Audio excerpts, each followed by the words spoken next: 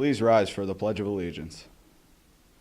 I pledge allegiance to the flag of the United States of America and to the republic for which it stands, one nation, under God, indivisible, with liberty and justice for all.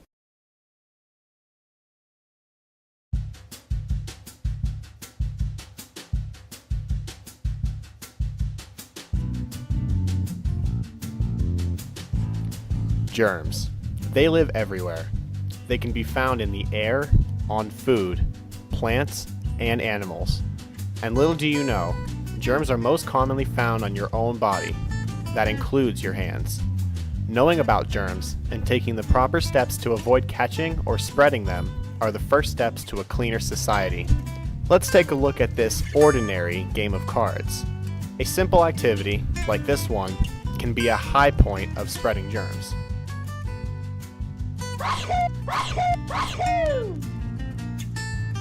As you can see, this sneeze was covered the wrong way, and because she did not wash her hands after sneezing, germs are now spread throughout the table. Germs now link to each individual card on the table, and they are passed in a circle and are then linked to each individual's hands. Germs are now not only on each individual's hands, but they are now spread to their arms, clothing, and even their faces. Now that we've seen how germs spread, let's watch this card game again, but with the correct way to prevent germs.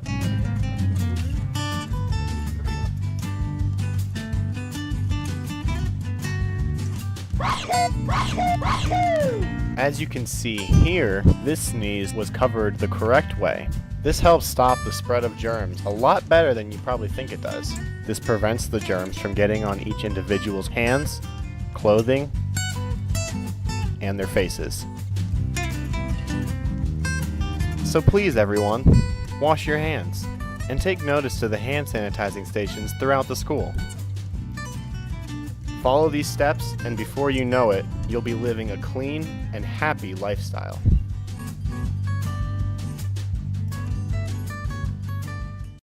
Good morning. Today is Monday, September 9th. My name is Brianna Sheehan with your morning announcements. Celebrating their birthdays today are Vaughn Siska and Casey Inge.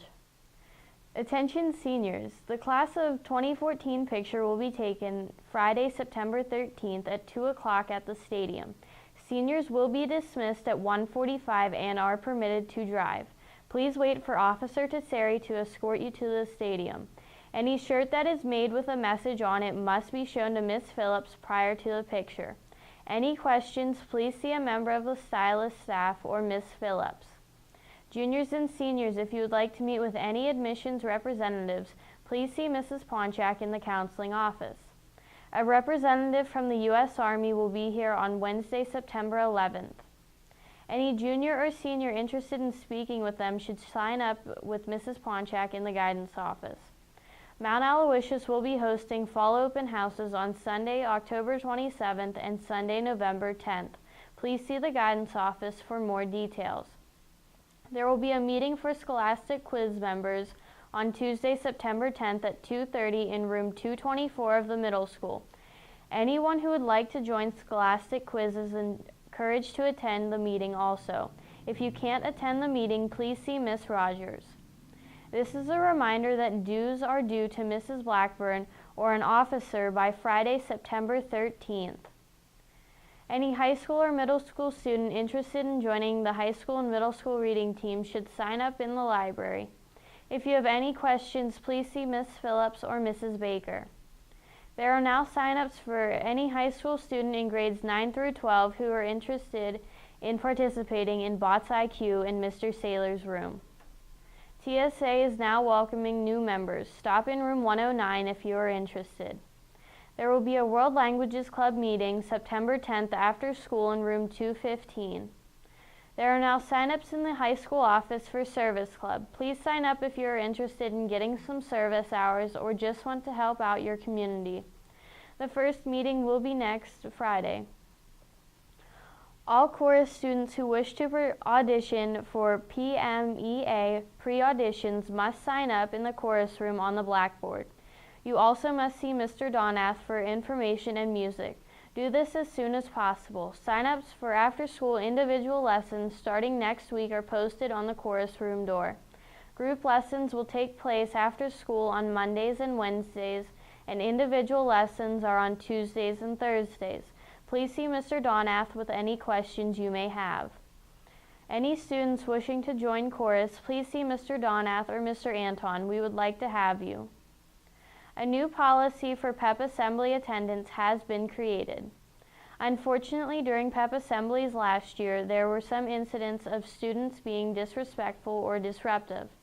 Because of that, a study hall has been created that will be held during all assemblies this year. If a student doesn't want to participate in this privilege of attending the PEP rally, they can sign up in the office to attend the study hall. This will need to be done until lunchtime on the day of the assembly. When students are dismissed to attend the assembly, you would report to room 100, where attendance will be taken and checked with the sign-up sheet. Today for lunch, we are having a barbecue rib sandwich, potato wedges, baked beans, mixed fruit, juice, and cheddar popcorn. Tomorrow for breakfast, we are having bacon and eggs, assorted cereal, milk, and juice. Thanks and have a great day.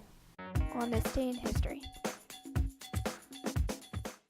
On September 9, 1904, the first mounted police unit was used in New York City. Mounted patrols have a long history in law enforcement. The New York Police Department's mounted unit, one of the most recognized, originated in 1871. Some units have existed for hundreds of years. Mounted patrols are known for their high visibility. Officers mounted on top of a horse can be seen at a far distance and among crowds. These officers have a visible advantage due to the height factor. Many people are attracted to the horse for various reasons. This factor makes these officers more approachable than an officer in an automobile. Mounted units perform a variety of details, including crowd control, crime deterrence, traffic control, parking, policing, and ceremonial activities. Mounted units patrol streets, parks, stadiums, and even school grounds. Mounted units are invaluable for search and rescue events. The horse is agile and capable of traveling in areas impossible for the traditional patrol vehicle. And that's what happened today in history. Welcome to Words with Chad.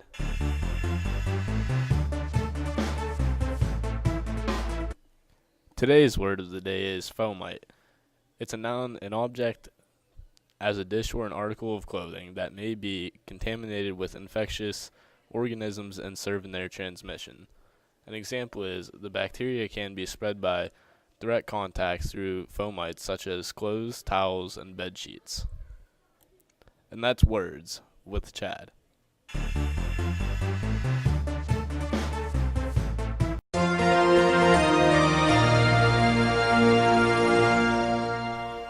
Hello, I'm AccuWeather Ashley here with your daily forecast. How do you fix a broken pumpkin? With a pumpkin patch! Today will be mostly sunny with a temperature of 74 and a low of 58 later tonight. Tuesday will be 80 degrees with a low of 64. Thanks and have a magnificent Monday.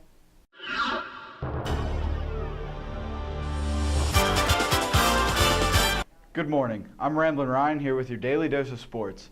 Good luck to the girls tennis team today as they take on Tyrone at home at 4 o'clock, the boys and girls junior high soccer team at home against Rockwood, the girls varsity soccer team at Myersdale, and the boys varsity soccer team at home against Conemaugh Township. In recent news, the NFL regular season kicked off Thursday night with a rematch in Denver from last year's AFC playoffs where the Ravens took down the Broncos in overtime, eventually going all the way and winning the Lombardi Trophy. Well, that wasn't the case on Thursday, as Peyton Manning carried the Denver offense to a 49-27 laugher. Manning made it look like he was practicing against air, throwing for 462 yards and 7 touchdowns with no interceptions. Meanwhile, it was Wes Welker's debut in Denver after being a longtime Patriot. He was targeted 11 times and catching a game-high 9 passes for 67 yards, along with 2 touchdowns. And on this day in sports history, in 1965, Sandy Koufax threw a perfect game for the Los Angeles Dodgers, striking out 14 Cubs in a 1-0 win for the Dodgers. That's all for today. I'm Ramblin' Ryan, and have a great day.